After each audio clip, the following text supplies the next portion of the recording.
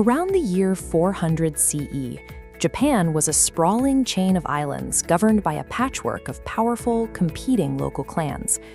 They ruled an expanding territory, but they shared a massive limitation. They possessed no written language. Every order given, every boundary drawn, and every alliance forged existed strictly in the air.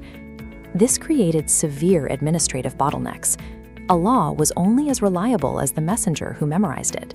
Collecting taxes across different regions was inconsistent without ledgers to track the grain, and historical records depended entirely on the fragile memories of storytellers.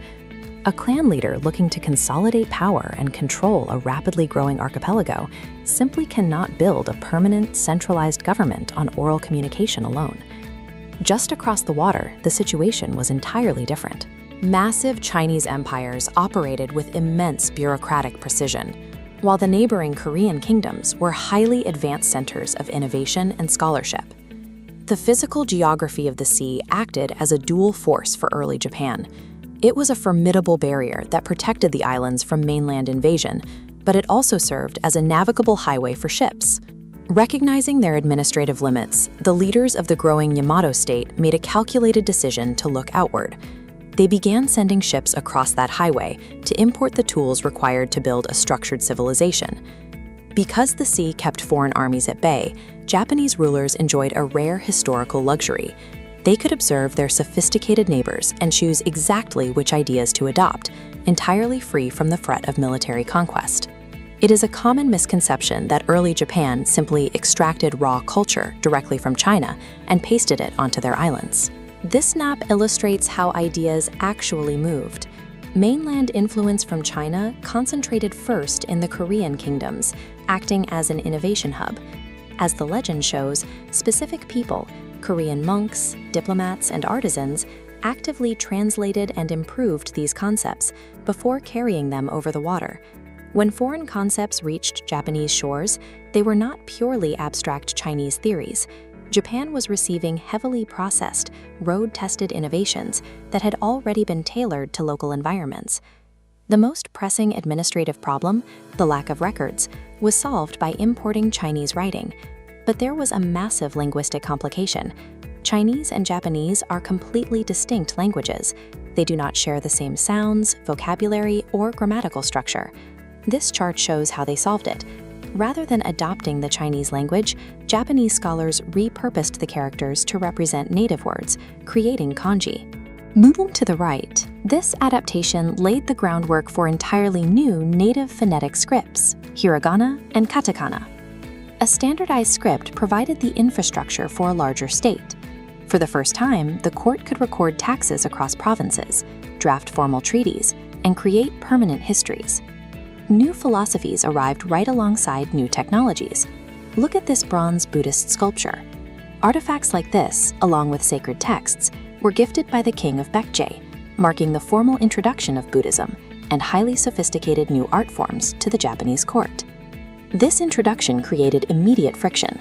Japan already had deep spiritual roots in kami traditions, the worship of sacred nature and ancestor spirits. Many leaders feared that honoring a foreign Buddha would anger their native protectors. As diagrammed here, the solution was not a holy war, but a complex coexistence. The traditions blended together, allowing Japanese communities to practice Buddhist rituals while continuing to honor the kami.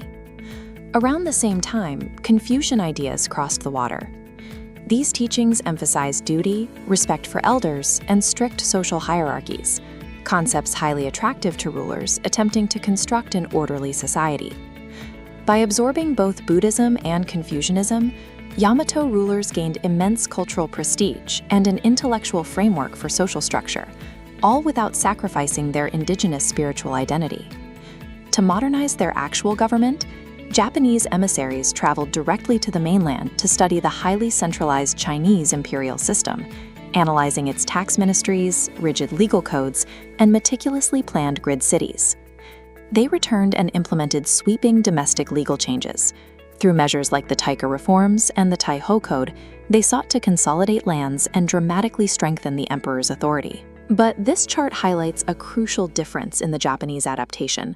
While adopting the structure of a bureaucracy, Japan retained their emperor as a uniquely sacred figure, and they allowed the powerful local clans to maintain significant influence within the new court system. The physical manifestation of this hybrid government was the establishment of Nara, Japan's first permanent capital city, modeled directly on the layout of the Chinese capital of Chang'an. Japan engineered a bespoke political structure. They wrapped highly efficient foreign administrative technology around their own deeply entrenched traditional power bases. By 800 CE, Japan had completely reorganized. A disconnected web of oral tradition clans had evolved into a centralized power, complete with a permanent capital, dense legal codes, and extensive written histories. The shift is visible in these timber temple complexes. These structures required precise engineering and carpentry techniques that did not exist on the islands previously. The scattered clans of 400 CE became a centralized society with a permanent seat of power. Yet this civilization remained Japanese, blending imported systems with local traditions. This brings us to a central historical question. When a society borrows its core tools from another culture, does that make it less original? The development of early Japan offers a clear answer. They did not passively absorb foreign culture. They actively sought out, aggressively selected, and heavily modified ideas to solve specific local problems. Cultural diffusion is not a process of erasing an identity to become someone else. It is an active choice, selecting, dismantling, and rebuilding ideas to fit the needs of a local environment.